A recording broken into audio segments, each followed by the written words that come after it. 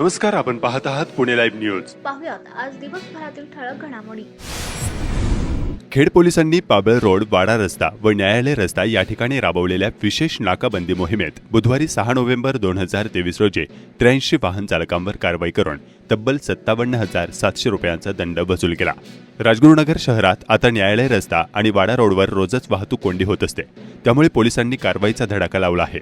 खेड पोलिसांनी वाडा रोड येथे राबविलेल्या विशेष नाकाबंदी मोहिमेत 83 वाहन चालकांवर कारवाई करून 57,700 रुपयांचा दंड वसूल केला.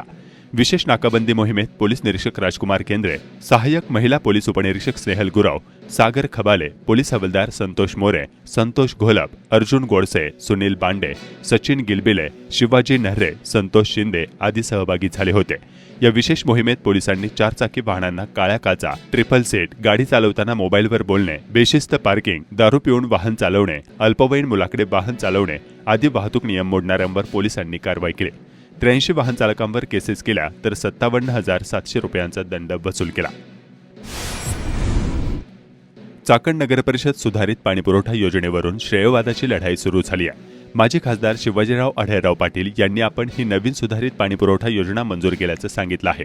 दरम्यान विद्यमान खासदार डॉक्टर अमोल कोल्हे यांनी आढळराव यांच्यावर निशाणा साधला असून श्रेय जे लोक घेत आहेत त्यांनी यापूर्वीच्या सदोष पाणीपुरवठा योजनेचे देखील श्रेय घेतले, त्याचे कार्यादेश काढून काम सुरू केले होते. परंतु मला स्थानिकांनी सदोष पाणी योजना सुधारित करण्यासाठी प्रयत्न करण्याची मागणी केल्यानंतर आपण पाठपुरावा केल्यानं सदरची सुधारित योजना मंजूर झाल्याचं त्यांनी सांगितलं आहे. तर खासदार कोल्हे यांनी याबाबत काय सांगितलंय पाहुयात. जय शिवराय. चाकण नगर परिषद सुधारित पाणी योजना जी मंजूर झालेली आहे याचं श्रेय हे अनेक जण घेण्याचा प्रयत्न करतात, परंतु मी प्रामाणिकपणे सांगू इच्छितो की हे श्रेय संपूर्णपणे जागरूक असलेल्या चाकणकर नागरिकांचं श्रेय आहे.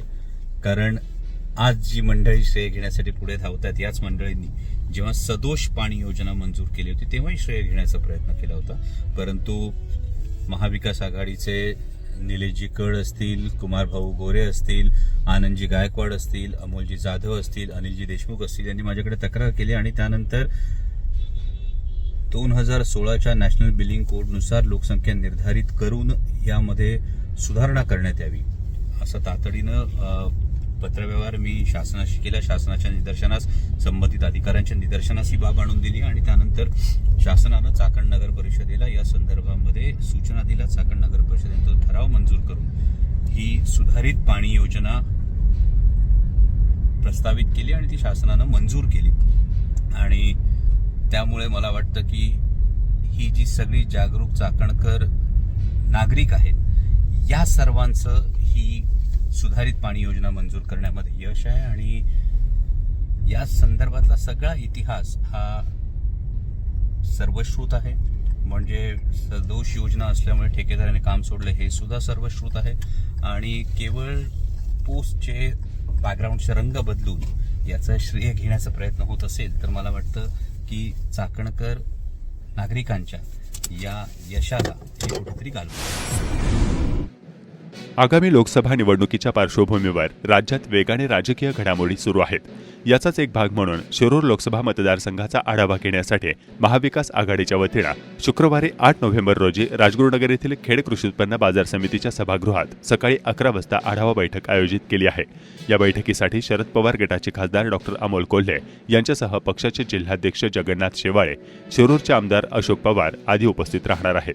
राष्ट्रवादी काँग्रेस पक्षाच्या अजित पवार गटाच्या मेळाव्यात नुकतीच शिरूर आणि बारामती लोकसभेसंदर्भात घोषणा करण्यात आली. यामुळे सध्या राज्यात या दोन्ही मतदारसंघाची जोरदार चर्चा सुरू आहे. त्यामुळे शरद पवार गटाने मोर्चेबांधणी करण्यास सुरुवात केली आहे. मांजरेवाडी येथील जिल्हा परिषद शाळेने क्रीडा स्पर्धेत घवघवीत यश संपादन केले आहे. कबड्डी स्पर्धेत यशस्वी परंपरा कायम ठेवत बीड स्तरावर या शाळेने प्रथम क्रमांक पटकावला आहे. खेड तालुक्यातील नायफड गावामध्ये विजेचे 10 ते 12 खांब खराब झाले आहेत. तसेच रोहित्र आणि फ्यूज पेट्यांची अवस्था देखील खराब झाली आहे. सदरचे खांब आणि खराब झालेले उपकरणे बदलून द्यावेत अशी मागणी ग्रामपंचायतीकडून करण्यात आली आहे. याबाबत वीज वितरण कंपनीला मागणी केली होती. 6 ते 7 महिने पाठपुरावा करून देखील अधिकारी दुर्लक्ष करत आहेत. याबाबत स्थानिक नागरिक अधिकाऱ्यांना विचारणा करण्यासाठी गेल्यानंतर देखील अधिकारी उडवाउडवीची उत्तरे देत असल्याचं स्थानिक नागरिकांनी कळवलं आहे. आता 2.5 वर्ष झालं, एवढं वर्ष झालं. त्या मागच्या वेळी तुम्ही बोलला सगळं मंजूर आहे, सगळं मंजूरच आहे त्या गोष्टीचे. आता का अहो मान्य आहे, पण त्यावेळी तर तुम्ही बोलले ना 8 ते लाईट पोल मंजूरच नाही. खेड तालुक्यातील ग्रामपंचायत आंबोली या ठिकाणी 2022-2023 मध्ये झालेल्या गटरचे काम अपूर्ण अवस्थेत आहे. या कामाचे सर्व पैसे अदा करण्यात आल्याने ठेकेदार दुर्लक्ष करत आहे. चेंबरचे अर्धवट काम झाल्यामुळे दुर्गंधी आणि डासांचा त्रास सहन करावा लागत असल्याचं स्थानिक नागरिक सांगत आहेत. तसं काय बघ.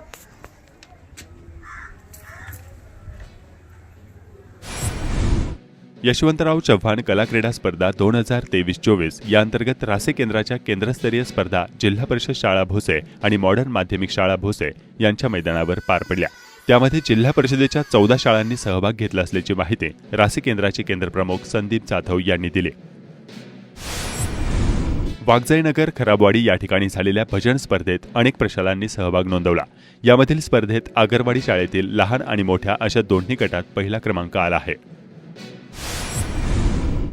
जागतिक स्वयंसेवक दिवस 5 डिसेंबर औचित्य साधून यश फाउंडेशनच्या वतीने खेड बसस्थानक या ठिकाणी स्वच्छता मोहीम राबवण्यात आली.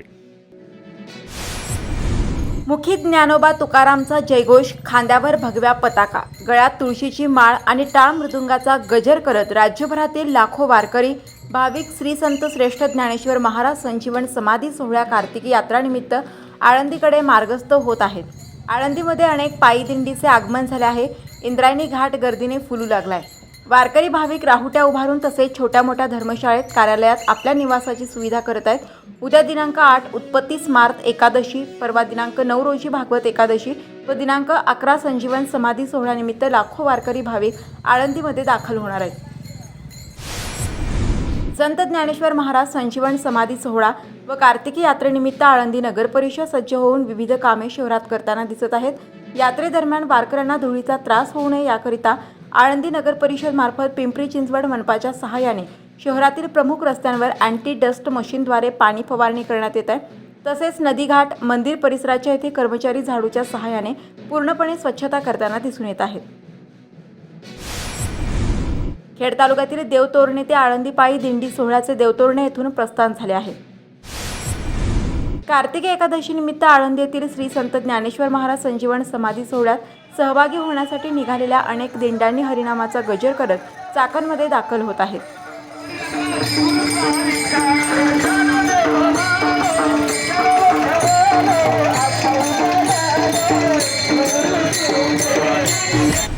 राष्ट्रीय क्षयरोग निवारण कार्यक्रमांतर्गत 2025 पर्यंत देशातून क्षयरोगाचे समूळ उच्चाटन करणे हे उद्दिष्ट ठेवण्यात आलेले असून याबाबत आढावा घेण्याकरिता आलेल्या केंद्र शासनाच्या क्षयरोग पथकाने खेड तालुक्यासह मावळ आणि दौंड तालुक्यातील खासगी रुग्णालय, खासगी प्रयोगशाळा, खासगी औषध विक्रेते यांना भेटी देऊन त्यांच्या अडचणी जाणून घेतल्या.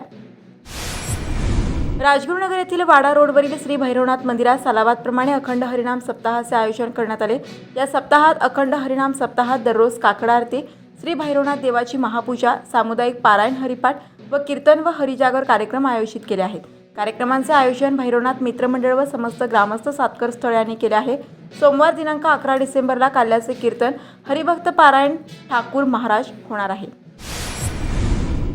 खेड तालुक्यातील काळूस गावात आज गुरुवारी 7 डिसेंबर 2023 रोजी आलेल्या वारकरी बांधवांशी शिरूरचे खासदार डॉक्टर अमोल कोल्हे यांनी आज संवाद साधला.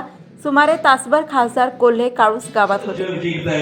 माझी आपल्या सगळ्यांना विनंती आहे, भगवंतानी जन्माला घालताना कुठल्या जातीत, कुठल्या धर्मात, कुठल्या पंथात, कुठल्या प्रांतात जन्माला घालायचं ते सांगून पाठवलं नाही.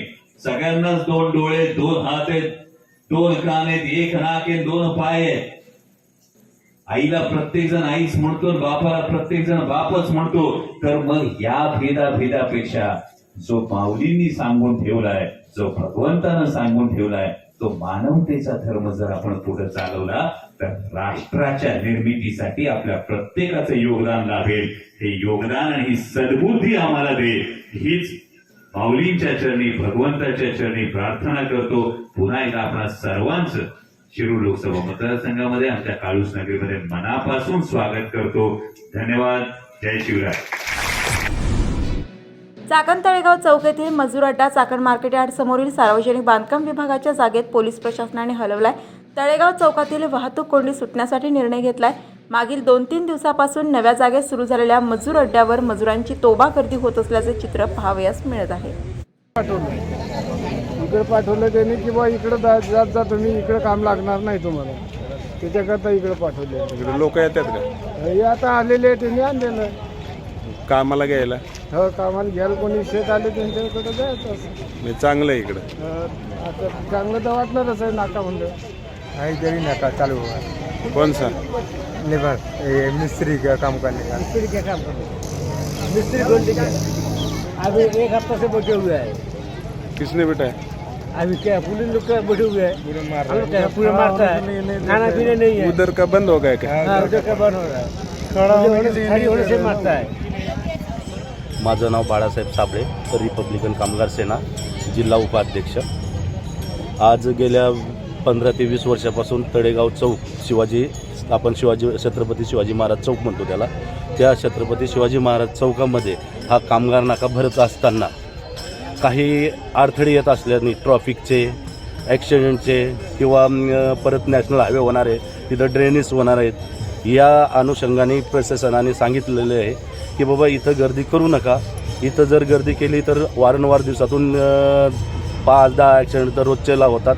तिच्यात जो रस्त्याने चालणारा माणूस आहे त्याचे काही कारण नसताना जीव गमावला जातो. त्याकरता एक आपल्याला PWD हा मैदान, ही जे मैदान आहे हे कामगार लोकांना चांगलं उभं राहण्याकरता योग्य आहे आणि सर्व कामगार इथं जाऊन आपली रोजीरोटी कमवा किंवा आपल्याला रोजीरोटी भेटेल.